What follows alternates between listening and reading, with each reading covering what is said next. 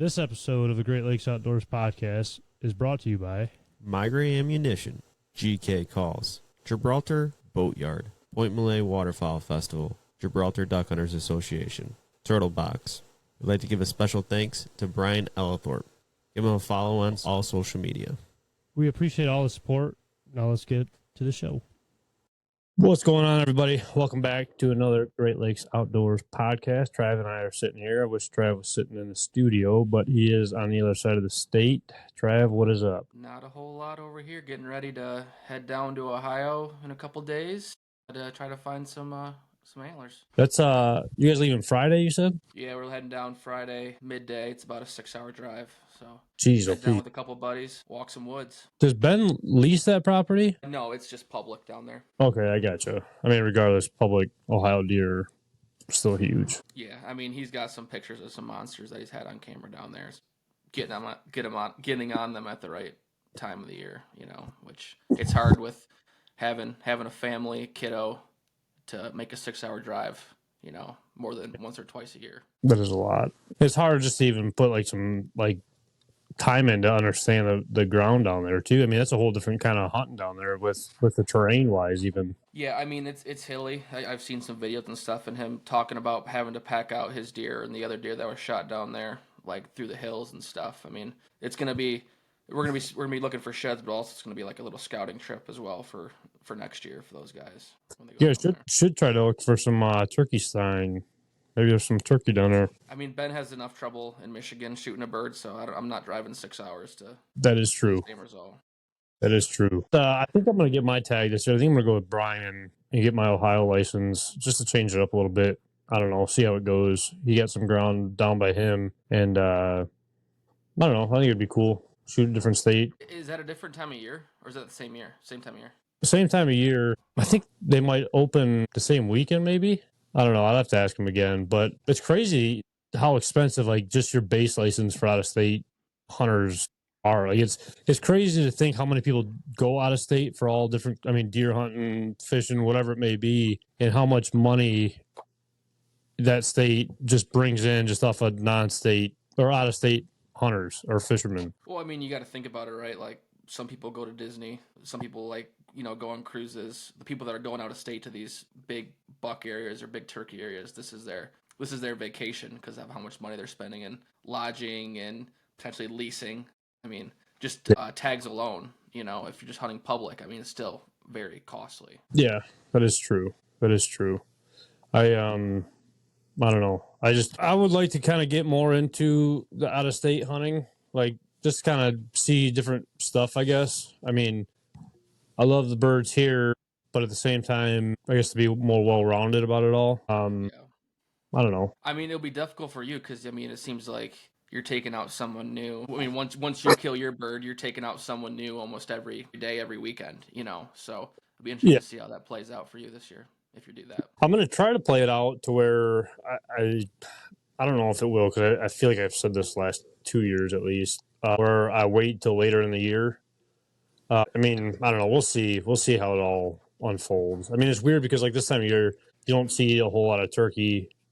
And then closer towards, April, they just start coming out of the woodworks. It's weird. See, what you should do is wait and do the ZZ tag or whatever, the tag that I can use for statewide, like that May to May 1st or like May 6th to the 30th or whatever it is, and come up north and we'll try to shoot a northern bird. Well, did you see that they changed up the rules this year? I did not know.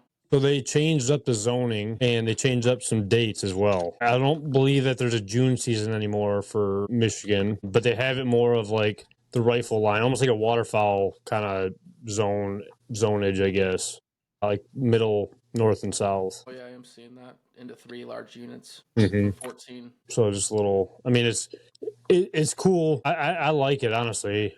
It kind of just resembles the other thing, like other seasons, I guess. It makes it less, I don't know, for people that don't know or get confused by it. I feel like it's easier for everybody to understand because you know how that book is. The book is, it says one thing and then says another thing, and it's just so back and forth. Yeah, so it still has that statewide, so we can hunt any zone from that May 2nd to the May 31st, but you still have your looks like the 3 zones plus a private only one Mm-hmm. that run from April 18th to May 30th.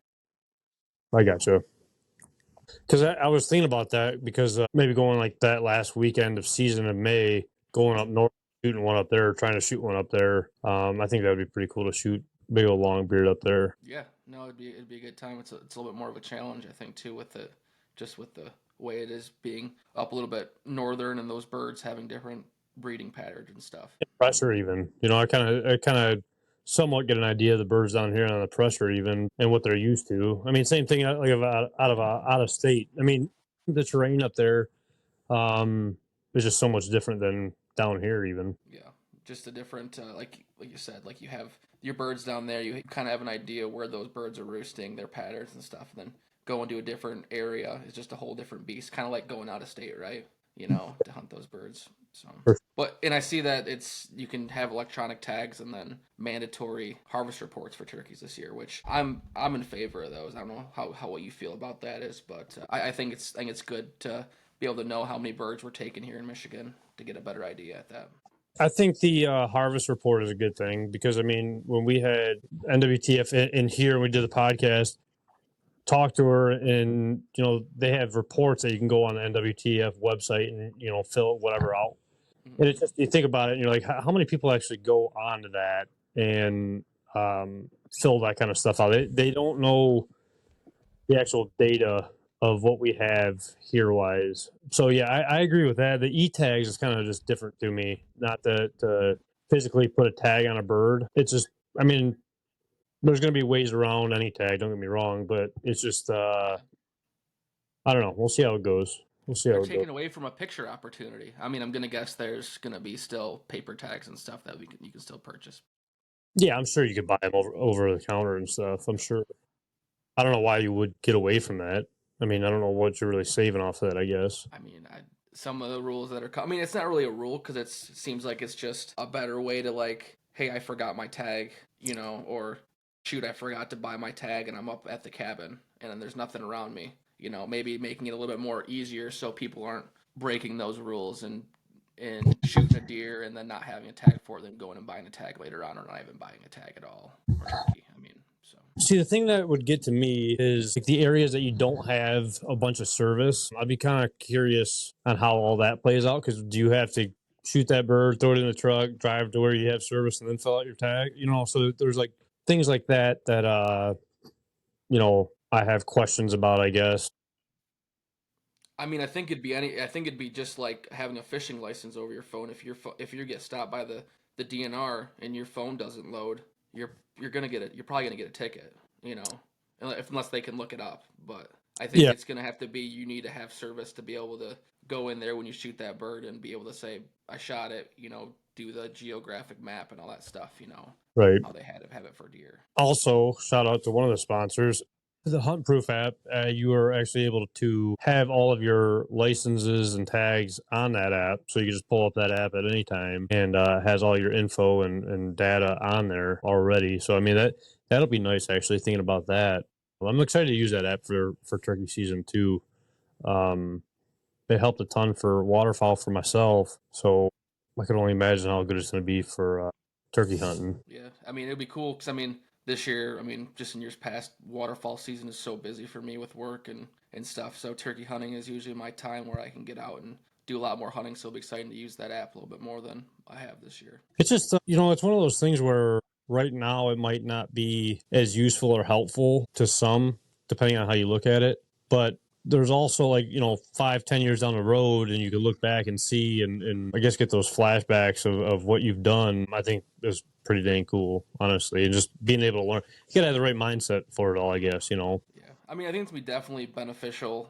I mean it's beneficial for waterfowl, right? But like turkeys, being able to go in there and if like with your scouting and stuff and roosting birds and being able to like this bird roosted this day, you know, on a Monday, and then a week later you go back and they roost in that same spot, and then a week later they roost in the same spot, and be able to see that same pattern of those birds, and then to be able to take that from year to year and see how those all correlate to see if that same group of birds is roosting in those same spots. I think it's just a really cool thing to see, just like the way birds or just animals in general, their habits are, and being able to use that to the hunter's advantage to be able to be more successful in the field.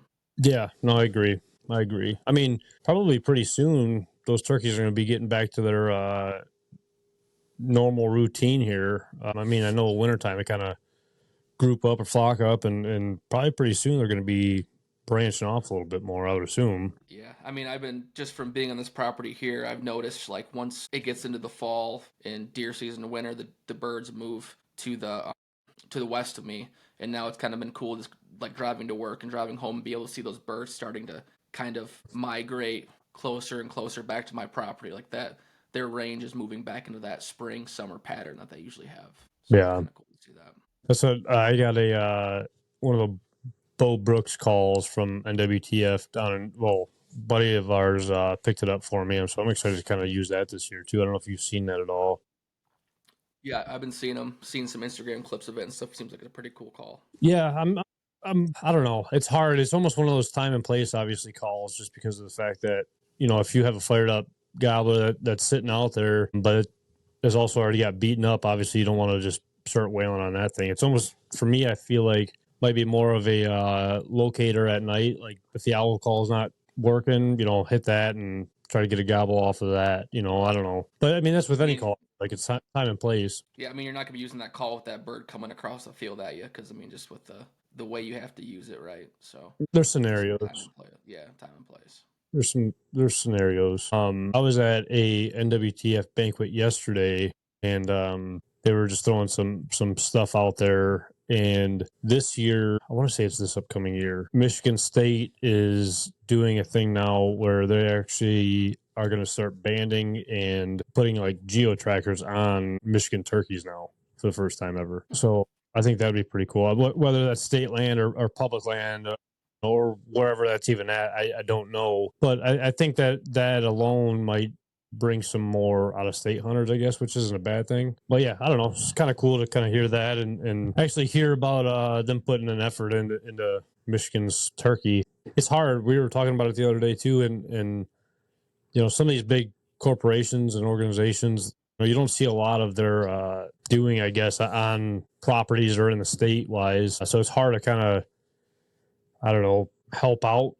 So just be there all the time for these companies because, NWTF, they get X amount of millions of dollars a year. DU gets X amount of millions of dollars, all these different places, and you don't really see much, So to hear that kind of stuff, to hear that like they're actually doing work, I guess, and not using the money or completely for bad things, I don't know. It was pretty cool. We'll see how that works out. Unless turkey season might turn into just a ban hunting season for some areas, depending on where they banned them at. It might, but I mean, same with waterfowl too. I mean, if that's what your thing is, I guess that's what your thing is. You know what I mean? If that's what you want to go for, and so be it. I guess I don't know. I hope they ban them around me because I got a satellite branch that's not too far away from me, so that'd be kind of cool to have them banned around me. I mean, I don't think that would change the fact if I had a fired up gobbler come in and if he came into range, I'm still gonna blast him no matter what. It's not like I'm gonna be band hunting. Right. Oh, for sure. I mean, it would be very cool to get one though. I don't know if they're going to be doing it more towards like the middle of the state, like Lansing area, or because I mean, Michigan State's got so much ground up there. But I mean, we'll see what happens. We'll see. I'm sure they're, for the first year, they might be up there and then, expand off of that even. But it's just another cool thing that the state's doing, I guess, to get more research and gather more information about turkey hunting. I mean, just from an outsider looking in on it and not someone that does a lot of research on the stuff, which, I mean, I could be totally wrong on this, but I feel like turkey hunting is one of the areas where you don't see a ton of, like, research done and outside of, like, I mean, like, see, like, the waterfall studies and stuff and the deer with the EHD and the CWD, like, all the negative things, but you never see a ton into turkeys. And I may be wrong because I know, like, in your area you had turkeys planted and stuff, and they've done a lot of work on your side of the state to get the turkey population up, but it's one of those things where it's nice, like you said, to see some potential steps to maybe hopefully understand the Michigan turkey population a little bit more on this side of the state and hopefully the entire side of the state.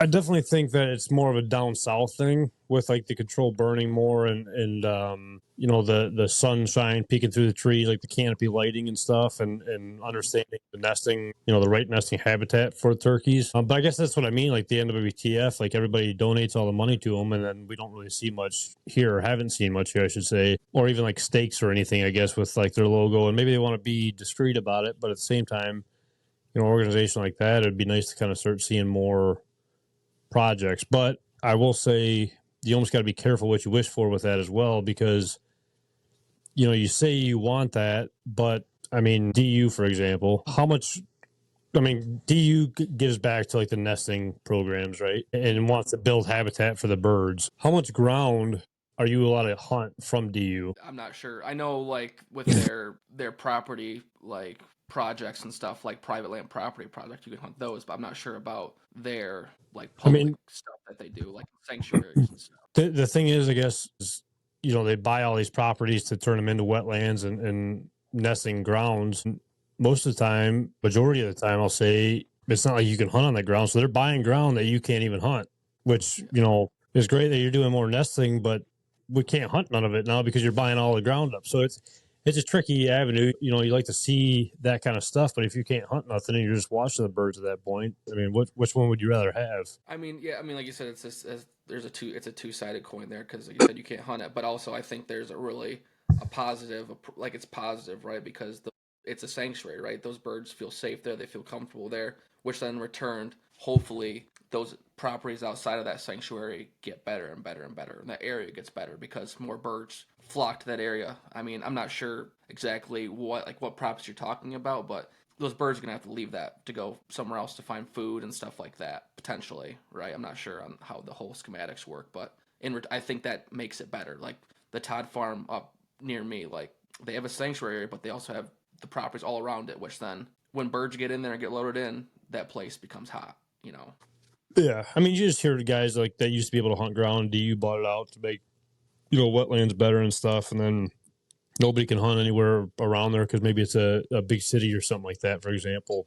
So it's I don't know, it's hit or miss. But that's the thing. Like, do you want NWTF doing the same thing where they buy all this property up for more turkeys, but you can't even hunt the turkeys that are there now because they bought the ground?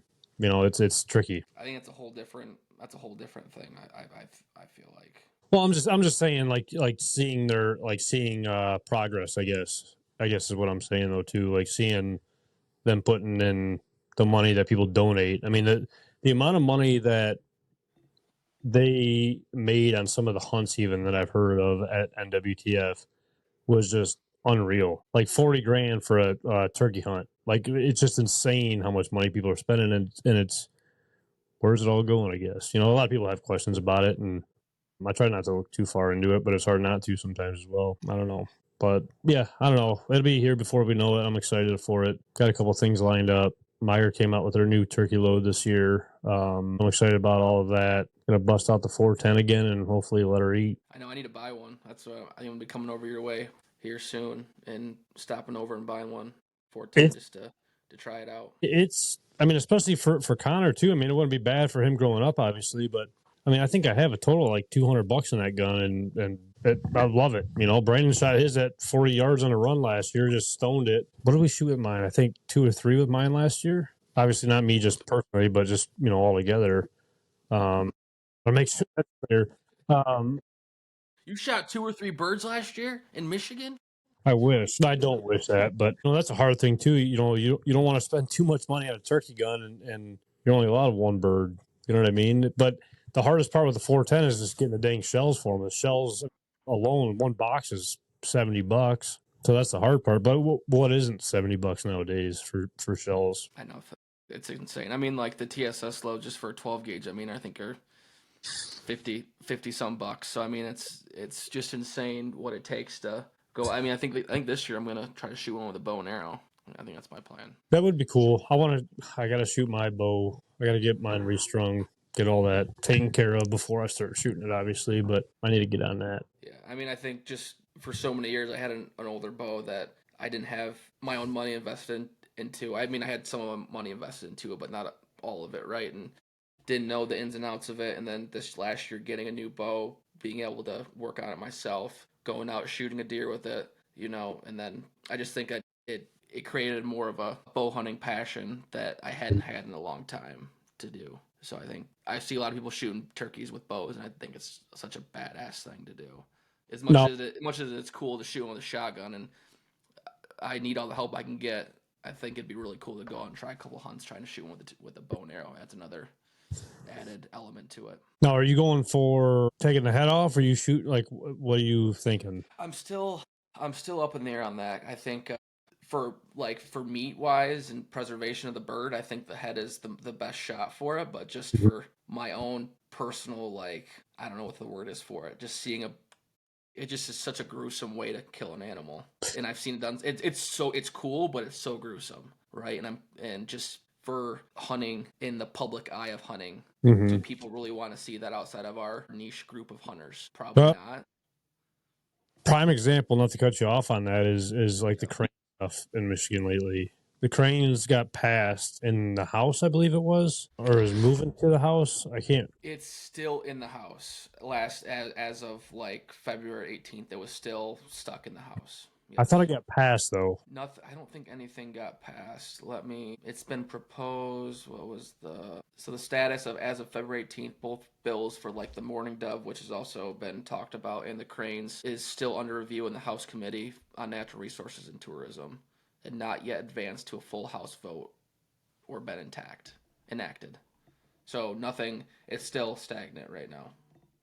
I thought I could have swore something got passed and it had to move something else. Anyway, it doesn't help our cause when, I get it, but when people are on social media and shooting cranes and there's a crane, a crippled out in the field, and the guy's boxing with a thing and uppercutting it and knocking it straight out, it's funny and whatever it is, but it doesn't help anybody's cause at that point. You know what I mean? Yeah. I mean, to us hunters, some of that stuff might seem funny in the moment, right? But you have to think about the grand scheme of things, right? That's a life. We're taking a life, as much as we don't want to think in that sort of morbid way, but we're taking a life when that animal that you're or boxing with out in the field is dying and in pain. And as hunters, our job, if we're doing it for the right reasons of hunting for food and that kind of thing, and supporting for our families, doing the most ethical way possible to dispatch that animal, not to mess around in the field for some views and some clicks. It makes us all look bad. Well, 100%. And the dove situation, from my understanding of the doves, we're going to almost need as hunters to sign a petition to override of what has already happened with the doves. The doves are going to be way more difficult to acquire than the cranes. There's another process with the doves, and a lot of people are almost giving up because of how much hoops you got to jump through to be able to get that back in the ballot even. Well, because one thing I was seeing, so back in the early 2000s, they tried to instate dove hunting in Michigan, mourning dove hunting, and it was turned down by 69% of the public vote. So over 1.3 million voters in Michigan decided that they didn't want this to be a game animal. So as much as it might just be a small niche of people, I think just for me and you, it's just adds another thing to when we're bored to go out and be able to hunt these animals, hunt these birds. But in the grander scheme of things, is it that necessary for us to be able to hunt these animals because of the fact of you don't get a ton of meat off it, and I don't know what the other reason would be for it, but they're a cool bird. They're a songbird, right? I think it's gonna take a lot to get that through. My debate on that is, one, they're delicious, and two, they're absolutely everywhere, obviously, and the problem is look how much more money. How many states, if you could look this up, don't have dove hunting? I think there's 7 maybe. Probably all the northern states, to be honest with you. No, I think maybe California or something doesn't. It says Kentucky, Massachusetts. What's ME? I don't know. Skip that one. Michigan, New Hampshire, New Jersey, New York, and Vermont. Sorry. Okay, so even California has it, which is pretty sad to say. But think about how much revenue in the state for out-of-state hunters that Michigan alone could get off of just dove hunting alone and out-of-state hunters, and how much that would help like the DNR's cause on raising prices on tags in other scenarios as well. You would be surprised on how many waterfowl hunters would travel for dove hunting, especially with the amount of doves that we have here. You think so? You think that people? I think that dove hunting in itself is not going to be the driving factor. I think, like for me, or I think just as a general opinion, if I'm living down in Ohio, Illinois, I'm not driving to Michigan just to hunt doves and paying an out-of-state tag for that. I'm coming to do something else as well, like waterfowl hunt or do something like that. People go down to Mexico for it. Yeah, but that's also the experience, right? Like I've seen those videos, like it's like a all-inclusive full experience. You're down there and you're fishing, you're doing other things as well. It's not just going down there to dove hunt. Yeah, I mean, I understand the whole lot of country and stuff like that, but I'm just saying, like, same with me going to Ohio right over the border and killing a turkey. You know, different scenario, different stuff, and it might not be a ton, but it still would be, you know, I think a good amount of money for the state. Yeah, I mean, I think if you look at it in the grand scheme of things, of if this was like a lodging and like it was kind of similar to like what it is, a lot of the things are in Mexico, I think that's a different story. But if someone's just buying a tag over the counter coming up to hunt, like is public land have a ton of doves on it? I mean, I don't know, right? But are you going and knocking on doors where, say, they come to your area or they knock on your farmer's door, they're not going to get permission, right? Right. Like, because you're waterfowl hunting. Well, I think it's a whole different season, though, too. I think it's like, it was almost like a teal season where it's like September or early goose season, for example. So, like when the wheat's in and stuff like that. So, there's only a small window for dove season alone.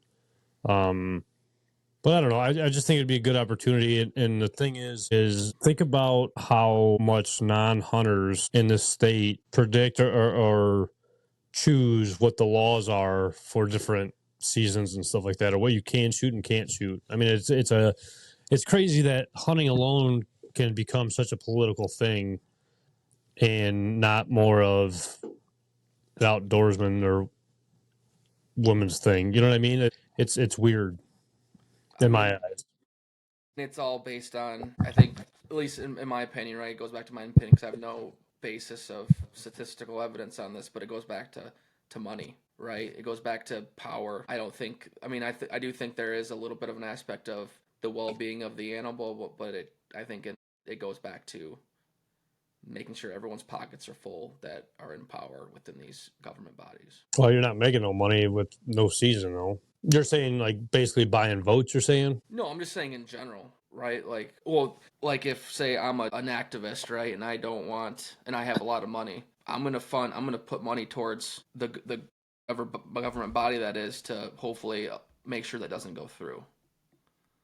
You're buying your way to put money towards that. I think you're just getting the votes towards that. You know what I mean? So the non-hunters that don't want the dove shot, that don't even. Yeah, I mean, it all goes back to political stuff where you campaign and there's money goes towards it to then get votes to then be able to persuade those votes in law-making areas. Well, I mean, think about it. If someone signs or gets enough signatures for eliminating deer hunting, they get past that and make it that much harder for us to reboot that into the system, per se, for us to deer hunt. I mean, just that's the truth behind it. You could literally vote out deer, that's the part that I think is just crazy that group can do that to people, I guess, that don't even hunt, I guess is what I'm saying. Yeah, I mean, I think if there was a statistical reason for that animal's well-being, why that hunting should not be available, like shouldn't be allowed, then that's a whole different story. But then if it's just because I don't want to see Bambi get shot, then that's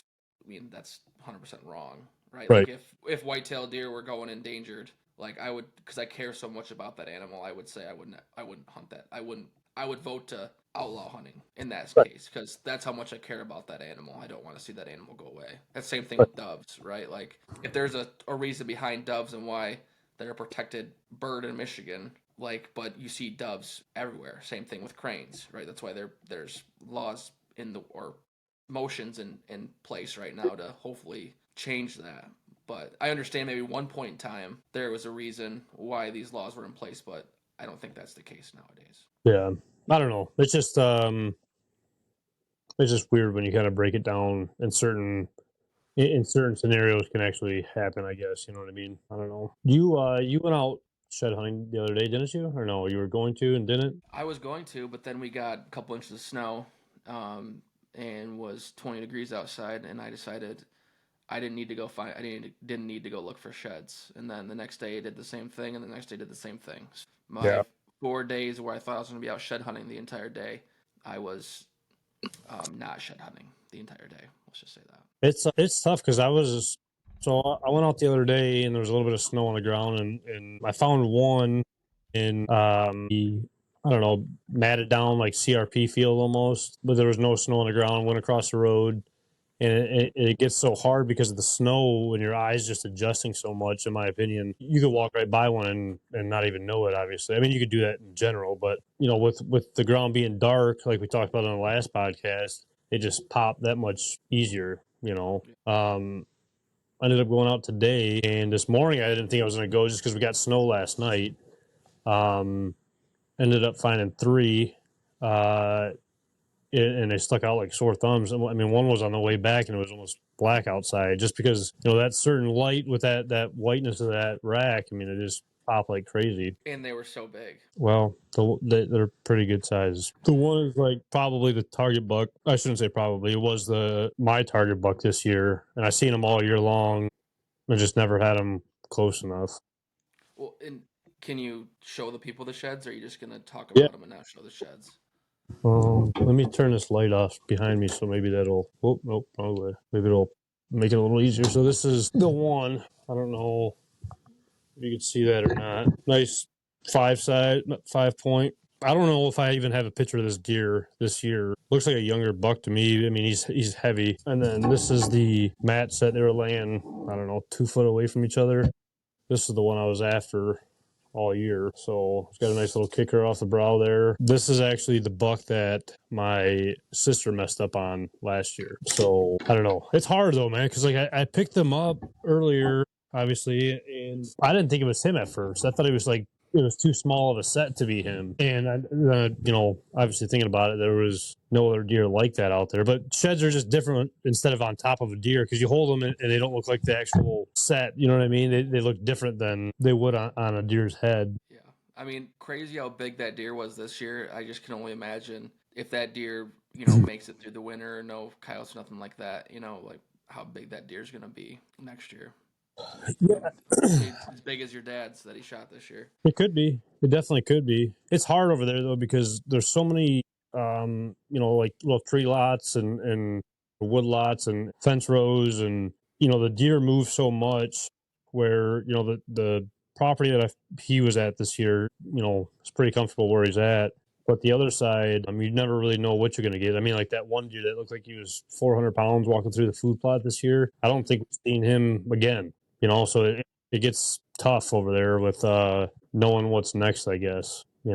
That big one, for example, that I found last time, even I only had 2 pictures of him, and it was when he was in velvet and then hardhorned. I think it was middle of the year or later in the wintertime or whatever it was. But like I said, you just never know. Yeah, I mean that's one of the perks of the cell cameras nowadays is like if we were still back when you had to go out and get the SD card, there's probably a good chance you guys wouldn't have hunted that stand. You guys wouldn't have been out there. You wouldn't even known that deer was there for, 2 or 3 days after that deer had left the property. So it's crazy to see like that deer had been gone all year, shows up one night, and you'd be able to get that deer because of all the technology that's in place nowadays for that.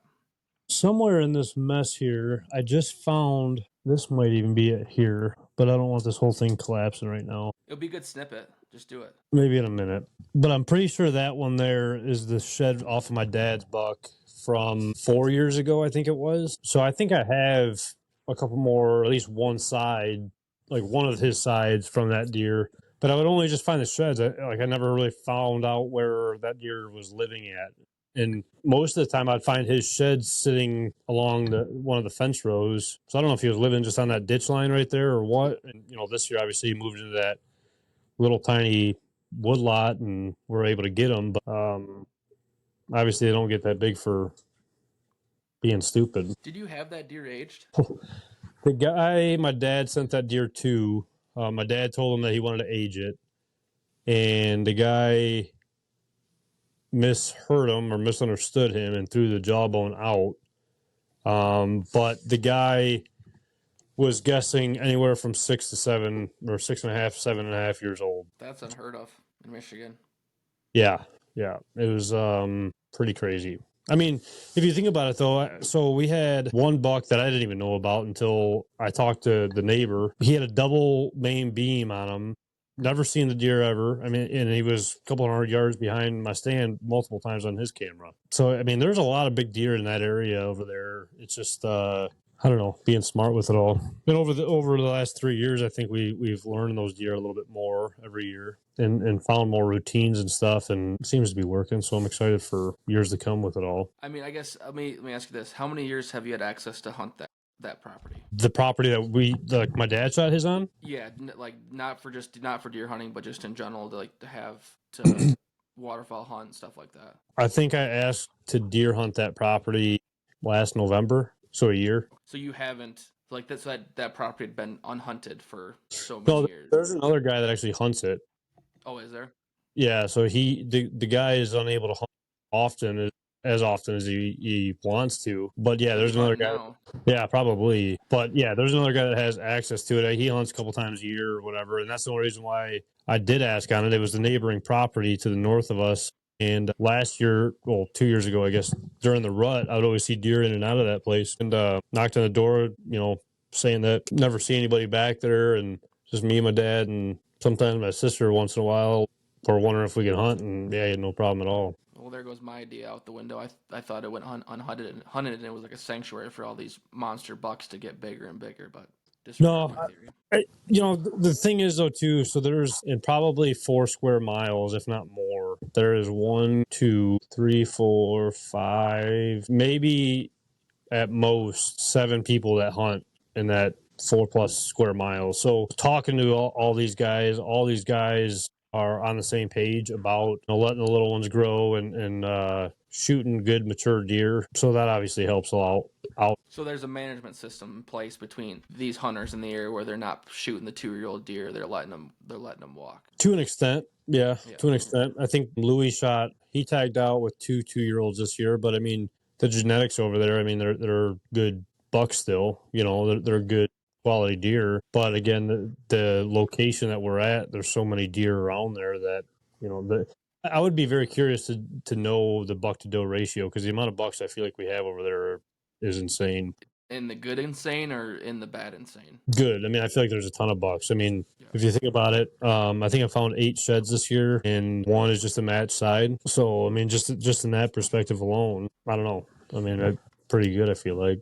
I No, know I there's think that's. more out I there. mean, in that sense, you see more deer actually doing a proper like rut where they're having to travel, they're having to move to different areas to be able to find that hot doe, and Mhm. that's what proper the buck to doe ratio does is that there's a chance at bigger deer because they're having to move, they're having to get out of their beds and those safe areas where they feel where like they can be at, and not have to move. They have to get out of those areas. They have to go out into those cornfields. They have to go out into those transfer areas where those hunters are at, and hopefully they get a chance to harvest them. Well, and I think a lot of it is well, two things. I think thinking outside of the box, like the property that I hunt, the owner hunts it. Louis is the owner. He hunts across the street behind the house, but he allows me to go over there still because it's just mainly a field, And if you drive by it, you don't think that there would be anything out there. I guess you don't think you get opportunity at stuff. So thinking outside the box, not overlooking like the opportunities that it could possibly be.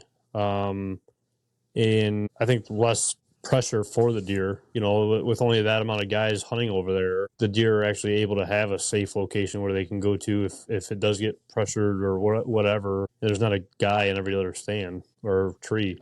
So I think Yeah, that. and that goes back to not over hunting the winds, hunting the right stand, moving locations. It just goes into, proper techniques of not pushing those big deer out of there and, waiting till you have the proper wind. As much as some people are gung ho on wind, some people are like, I'll go out and smoke a cig in the stand, like those kind of people. Like that's what it shows right there, where you're having those, you're able to hunt that deer, feels safe to come out, the deer your dad shot to come out and shoot those, So I do know that, and I know Trav has got some.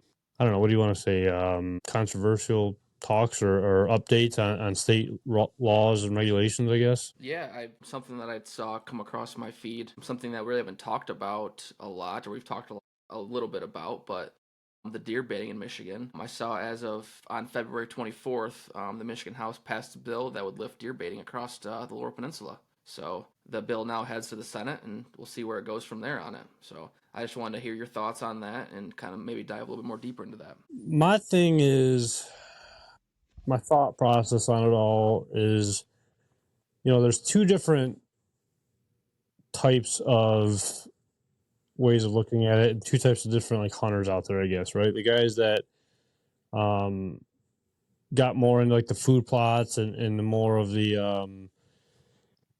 I don't know, the habitat, I guess, which will probably be a little upset about the baiting aspect of it all. And then there's the guys that almost or did get out of hunting completely because of the baiting. Either way, it doesn't bother me as much, I guess. I think there's good and bad with it all. I think the state alone is trying to figure out a way to cover its own butt in a sense, just because of the fact of like, what was the CWD? That's the reason why they canceled it all. And now with research, and I think we did talk about this a little bit. Now with the research, they found out that deer can't pass CWD or get CWD from it or something. So I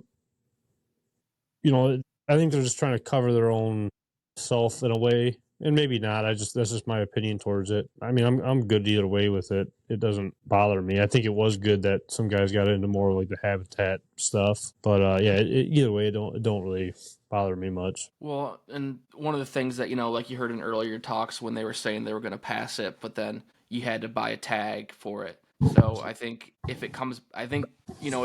the research is done and they say, like you said, there's no real health concern, outside of, some things, like Yeah.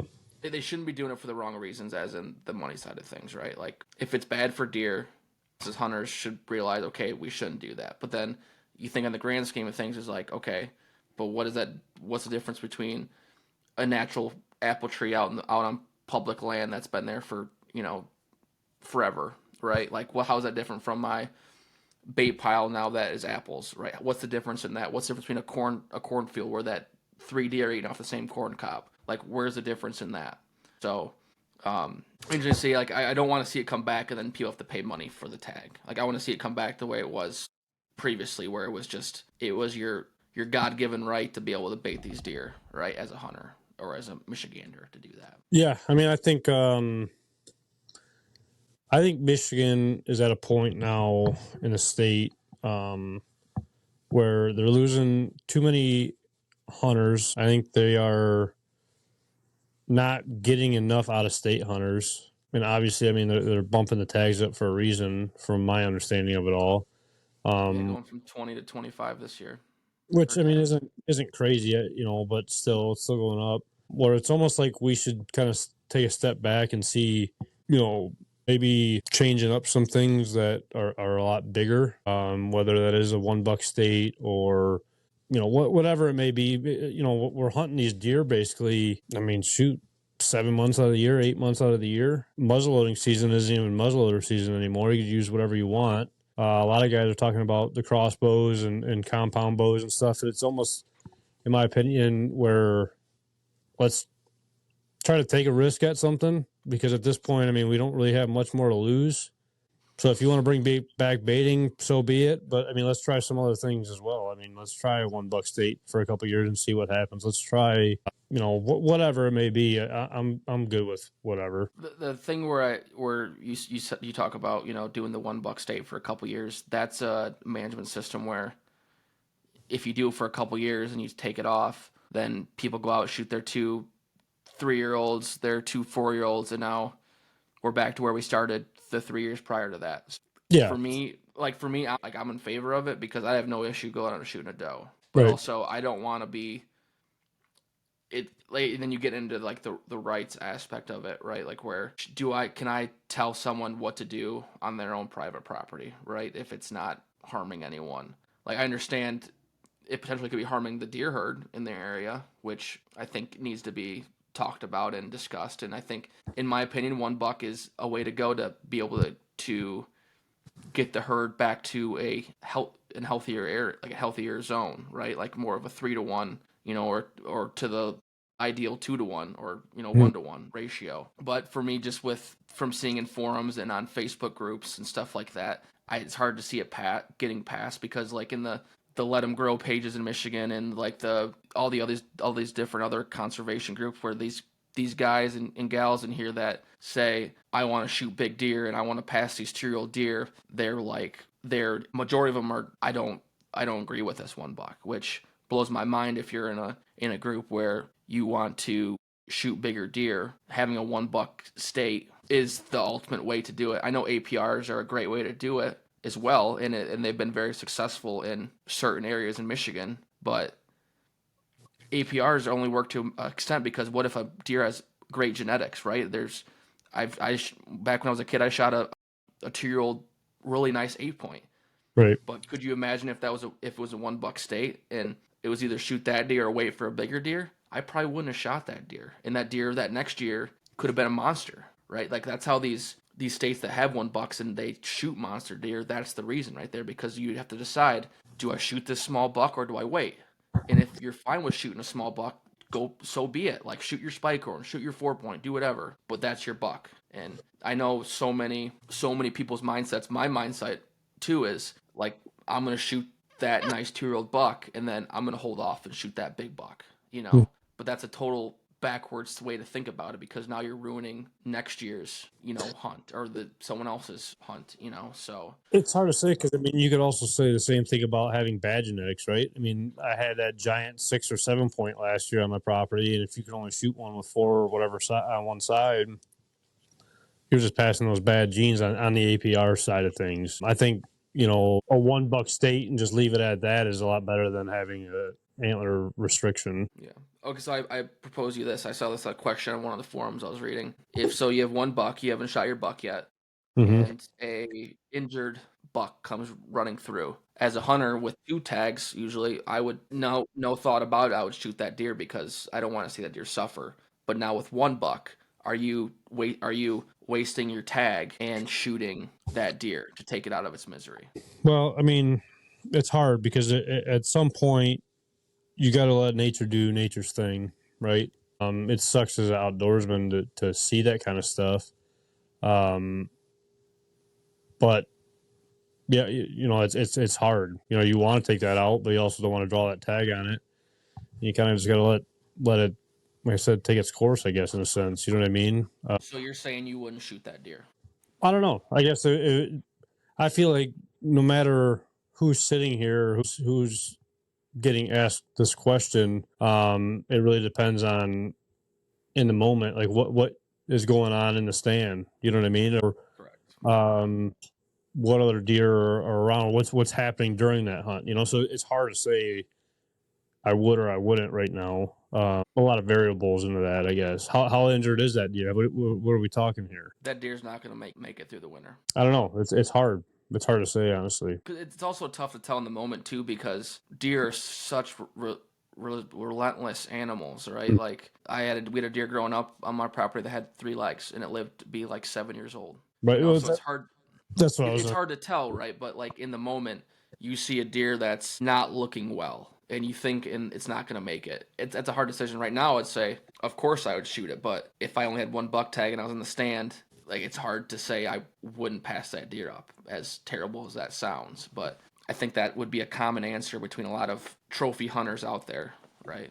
So yeah, I mean that could go both ways. I feel like, I mean, I don't think that's a question that is going to determine whether we should do 1 buck or not. I mean, because it's definitely a variable in it. Why some people might say, "Hey, I don't want to do that," but then you might see something come up to where there's other rules and laws in place where there's a salvage tag, right? Like that, or some type of injured tag, right? Where that deer's been injured, and like I don't know how that works, how that would work. That's the hardest part, I guess, with a lot of these rules and regulations with any type of hunting, because one, you're never going to make everybody happy with it all, and it's just one of those things where whatever they do decide whether you get a salvage tag or not, I mean, you're just going to have to make it be what it's going to be. It's hard. Like I said, you're not going to make everybody happy. Everybody's going to be upset about something, because the fine line stuff, I guess, the nitty gritty that people don't think about, that's what's going to determine a lot of stuff, I guess. Or not determine a lot of stuff, but a lot of like questions about that kind of stuff, it's better off just like going for it and trying it out and just doing it and just saying no salvage tags or salvage tags. But then, you know, I feel like then you almost could say that with any deer at that point. You know, what if that you shoot a deer and you try to use a salvage tag on it and it wasn't even hurt, you know, because it's probably going to happen somewhere. Somebody's going to try to do that. Who's to say that deer was injured? Yeah, I mean that goes to like a waterfowl mindset, right? Where if you cripple a bird and you can't find it, technically that's supposed to go towards your bag limit, right? Mm-hmm. Mm-hmm. So how many guys cripple a bird and they don't count that towards their bag limit? I'd say probably 80%. 90% of them. Yeah. 80-90% of them. Yeah. So it's gonna have to be us as hunters to be able to enforce ourselves, right? And put the animal first in that situation and not trying to bend the rules to make it better for us, you know. Yeah, I mean, it depends on what kind of hunter you are. I mean, if you're a trophy hunter or a meat hunter, you know what I mean? There's so many different just viewpoints that people are going to have on that. Yeah. But so I want to ask this question, and this can be one of the last questions we talk about. But before we go, I want to, if you were to, for Michigan whitetail, and this has been a big topic I've been seeing, is for the rest of, like, this law would never change. This would be the law for the rest of our whatever to do in Michigan. Would you rather go APR? So that's, you know, 3 on a side for one and 4 on a side for the other, just like antler restrictions on it, and have 2 bucks, or you move to a 1 buck state. And let me add a second part to this.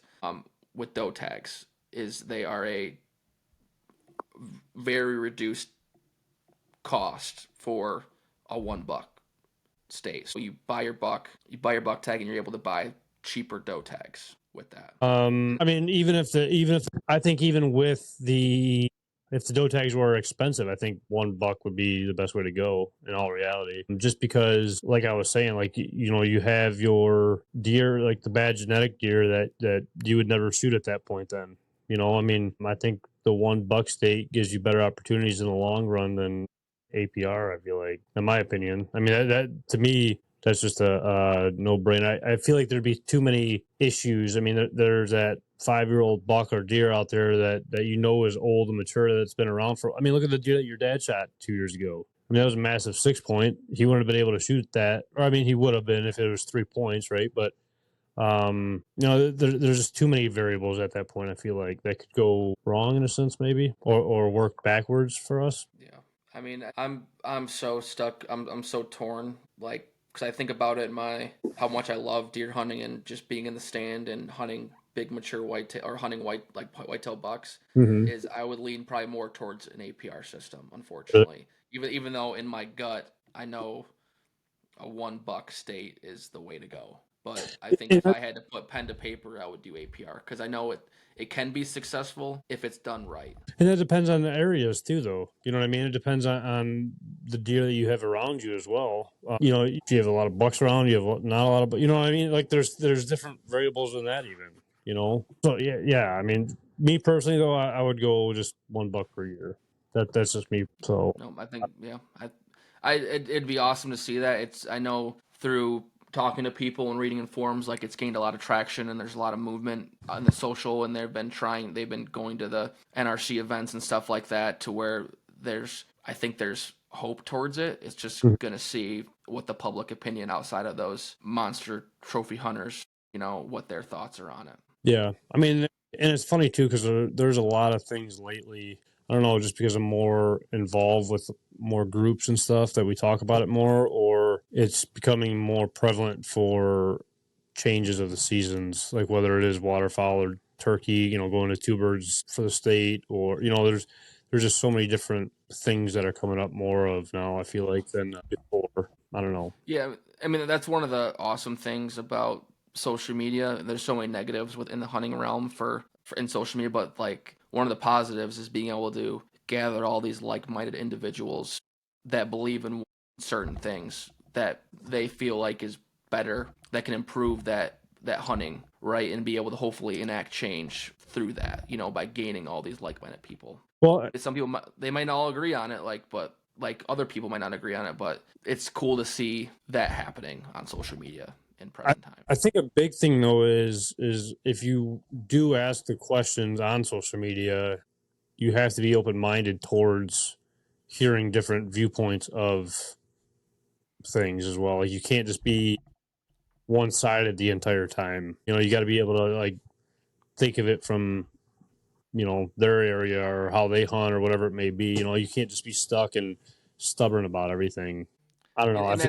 That's still one of the downfalls, right? Like, someone has an opinion on it, and you're gonna see 100 comments underneath of it of people bashing that person and saying that's never gonna work, right? That's still one of the downfalls, and that's still, I mean, that's gonna happen anywhere and in any type of conversation where someone doesn't agree with someone. The thing you got to think about what you said in there is being open minded and being able to understand where they're coming from in their hunting area and why that potentially could be beneficial, and being able to hear them out and maybe change your mindset on it, you know, which some of the old timers and some of the people that are stuck in their ways, unfortunately, that's just not the way they think, which sucks. It's just funny though too, because you'll see people like ask a question on social media and they'll answer it with their answer, and you're not going to change their answer. So it's like, why did you even ask the question though if you didn't want to like hear everybody's opinion on why you should do this or why you shouldn't do this? You know, it's just, I don't know. It's just funny how people think sometimes. I feel like, I don't know. But I don't know if anybody's got questions or even post your viewpoint on some of the topics that we hit on tonight or today, I guess. I'd be curious to hear everybody else's thoughts on it all. And just what they would think that, would benefit the state for, you know, whether it's the deer hunting or the turkey hunting or the waterfowl or even the dove season. Let us know. Like I said, I'd be curious to see what people think about it all. Yeah, and then for future podcasts, if you have any topics, anything you want us to touch on, please shoot us a message on any of our social media platforms. We'd love to discuss that and, you know, and bring light to that situation for you guys. If there was a way, I would honestly like to do a podcast where we were able to bring guests on here for, you know, 10 minutes per time or whatever it may be, and hear a debate. Like they ask us a question or why they think we should leave it this way or change it or whatever it may be, and do like a debate per person or something like that. I think that'd be pretty cool. Yeah, I mean, we could do is do like they send in a video clip of what their question is and what their opinion is on it, and then we have it on the stream or have it on the podcast, and then we discuss it and what we think about it. Yeah, that would be cool too. So if anybody wants to do that, I think it would be pretty cool to hear everybody's thoughts on stuff. So, well, I appreciate it, Trav. I appreciate everybody tuning in on this week's podcast. We kind of talked a lot, whether it was turkeys or a little bit of shed hunting and deer hunting there. We'll be talking more on turkeys and springtime fishing here soon. Yes, thanks for tuning in on this week's podcast, and we'll see you guys on the next one. See you guys. See ya.